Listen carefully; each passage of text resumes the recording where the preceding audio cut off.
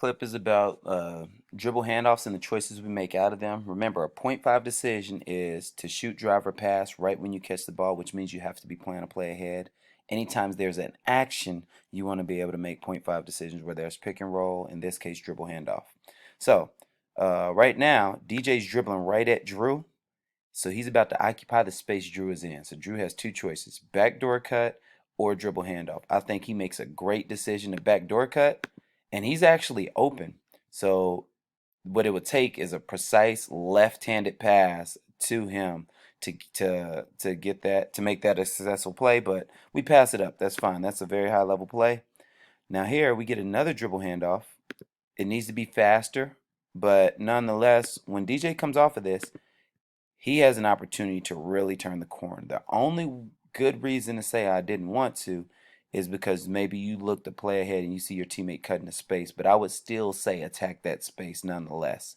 So instead of turning the corner, he comes back where all the traffic is and now has to pick up his dribble. So again, for a moment, it's there. Another dribble handoff action. Kai sets his man up. He needs to come quicker. He catches and stands. He needs to catch and go. Now here's the thing. If he drives, his purpose should be to get Royce to guard him, and then DJ would be wide open. So he kind of stops. He doesn't really attack the paint to attract Royce, so he picks up his dribble and it's not quite there. All right, so then we get another dribble handoff. And right here, when you turn, don't dribble at him. Let DJ space out right there, and then it will be two guarding one. So the spacing is poor for one reason, and you don't have to attack. I'd actually suggest a retreat dribble so you could throw it to DJ and he play against the closeout.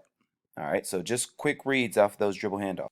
All right, and one thing I do like, because again, I mean, this is within the first 2 weeks of our league.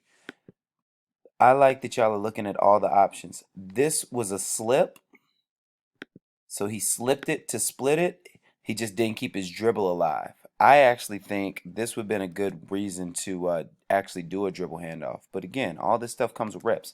If you hand that off right there, Kai, we'll be able to have a three right behind you, or we'll be able to turn the corner because you attracted all the defenders and their shoulders are facing the sidelines. So if you hand that off, I think that becomes an open look. But I like the attempt at the slip. All right, so this is a very detailed move. You could tell Darren trains. He's going to do a kind of gear change, and that's going to give Royce all the space he needs. So watch him go through the legs. 1, 2, gear change. And then that messes them up for the dribble handoff, and Royce does turn the corner. Now here's the difference. Y'all are running dribble handoff to the left, which now right-handed players coming downhill to his right hand.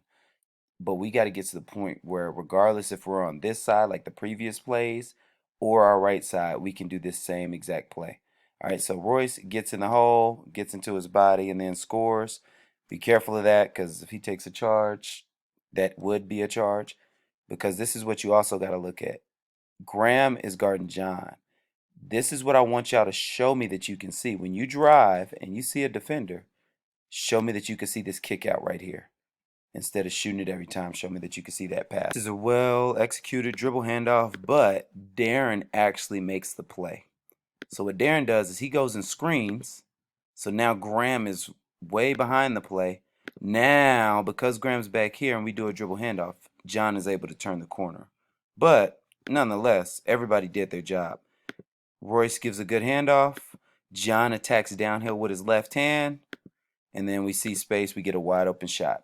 All right, so we could take that anytime. Good job. Out of this play, this is really good coaching too. They made you stick with the dribble handoffs, understanding that anytime you do a pick and roll dribble handoff, that's a traffic jam, and players have to communicate.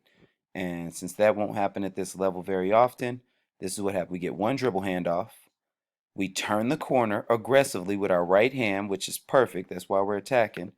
So now we throw it out one more time for another dribble handoff, and look how open Royce is for that shot.